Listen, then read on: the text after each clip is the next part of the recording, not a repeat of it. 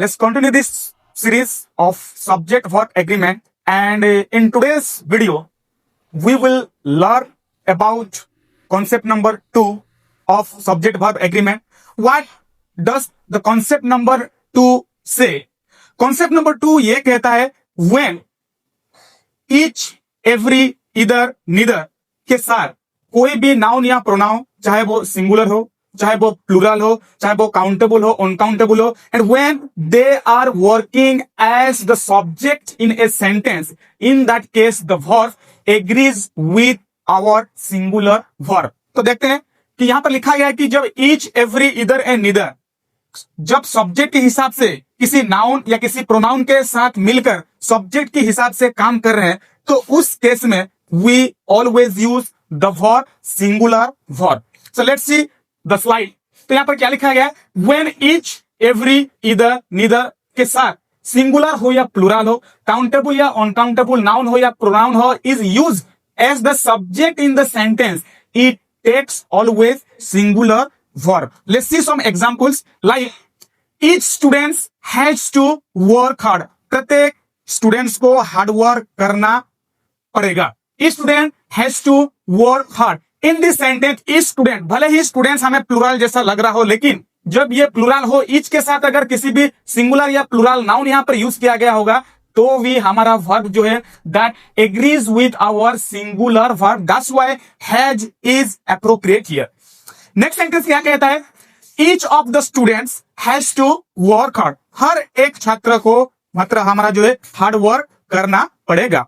Next sentence देखते हैं. Next sentence में क्या है? Either of two boys. Either of two boys. Boys here is your plural noun, but when a noun may be it is singular और plural, अगर ये each या every या इधर या नीदर के साथ जब ये ज्वाइंट होकर एक सब्जेक्ट की फॉर्म करते हैं, इन दैट केस वर्ब हमेशा, हम अभी सीखे जैसे कि वर्ब हमेशा हमारा सिंगुलर वर्ब ही आएगा. That's why here is appropriate.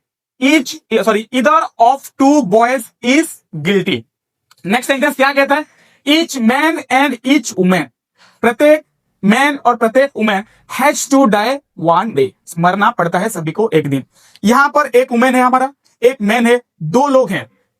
हमारा जो है नाउन जो प्लूरल नाउन यहां पर है, लेकिन दो प्लूरल नाउन के साथ हमारा जो वर्ड हमने यूज किया है ईच, कॉन्सेप्ट कहता है अगर सेंटेंस में ईच, एवरी, इधर, नीदर इन लोगों के साथ कोई सिंगुलर नाउन या प्लूरल नाउन अगर काउंटेबल हो या अनकाउंटेबल हो, अगर वो लोग ज्वाइंट होकर एक हमारा सब्जेक्ट का फॉर्म करते हैं, इन दैट केस हमेशा वर्ब जो है वो एग्रीज करता है हमारा सिंगुलर वर्ब के साथ. That's why in this sentence each man and each women has to die one day. Another example same है वहां पर. Everyone is born talented. हर कोई पैदाइश में ही टैलेंटेड होता है. Everyone is born talented. Everyone के साथ हमारा सिंगुलर वर्ब आएगा, वो है हमारा इज. नेक्स्ट सेंटेंस है हमारा each of the employees is industrious. हर प्रत्येक employees, each of the employees is industrious. मेहनती है सब लोग.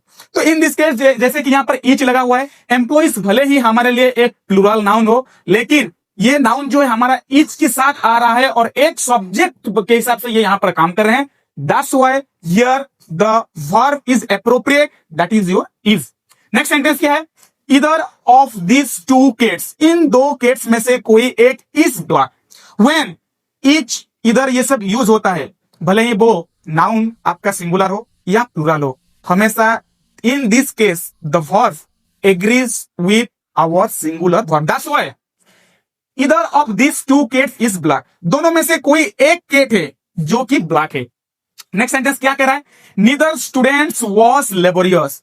कोई भी छात्र या कोई भी स्टूडेंट लेबोरियस मेहनती नहीं है. नीदर के साथ जब सेंटेंस में हम बनाते हैं, that in that case we use singular verb and was is our singular verb. I hope this slide is clear to everyone. Let's move to the another slide. यहां पर हम देखेंगे कुछ एरर्स कि ये जो each, every, इधर, neither इन लोगों के साथ क्या क्या एरर्स होते हैं और उस एरर्स को how to identify and recognize the errors when the subject is formed by using your either, each, neither and every. Let's see. जैसे कि यहां पर है neither of the criminals have been arrested. यहाँ पर जो है नीदर ऑफ द क्रिमिनल, भले ही यहाँ पर criminals is our plural noun, but criminal के साथ एक सब्जेक्ट, जो क्रिमिनल जो सब्जेक्ट बन रहा है, ईच के साथ वो यूज होके, वो नीदर के साथ यूज होके एक सब्जेक्ट बन रहा है। And concept says that when neither एक सब्जेक्ट के हिसाब से काम कर रहा है या किसी नाउन और प्रोनाउन के साथ मिलकर वो सब्जेक्ट जब बनता है, इन दैट केस हमें प्लूरल वर्ब लगाना नहीं है, बिकॉज यहाँ पर have is our plural verb and that's why this is error. यहाँ पर ये एरर है, तो इसका सही करना है तो हमें करना पड़ेगा neither of the criminals has been arrested. Has is appropriate here because has is our singular verb. Come to the next one. Then there are pens here and either writes well. यहां पर pens हैं और उनमें से इधर rights here, उनमें से कोई जो है वो ठीक चलते हैं। तो यहां पर राइट्स जो है हमारा एक सिंगुलर वर्ब है। नेक्स्ट सेंटेंस क्या है हमारा, there are 2 pens here and either writes well नहीं करेंगे हम, क्योंकि ना राइट जो है वो हमारा प्लूरल के हिसाब से यहां पर काम कर रहा है, प्लूरल वर्ब के हिसाब से। And in this slide we learn that how to recognise, how to identify and how to use in correct way when the subject is formed with your each, every, either and neither. Doesn't matter वो सब्जेक्ट जो हमारा वो noun जो है वो plural है या नहीं। This is here we finish the concept 2. I hope you understood it properly. Thank you.